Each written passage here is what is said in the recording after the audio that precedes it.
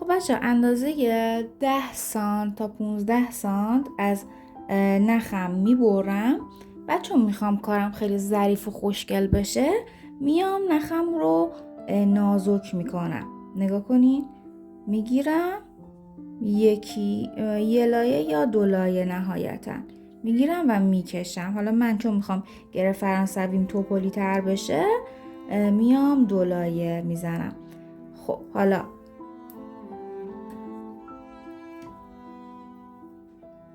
این 3 لایه رو ببخشید 3 لایه میزنم.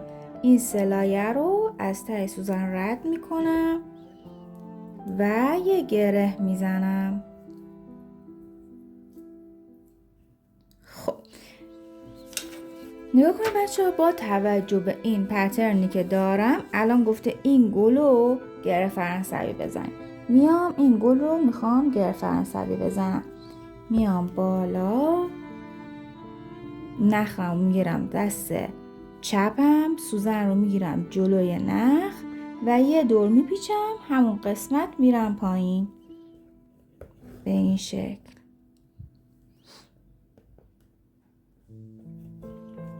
دوباره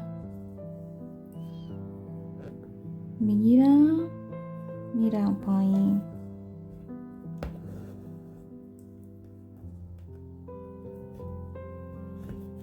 میگیرم میرم پایین.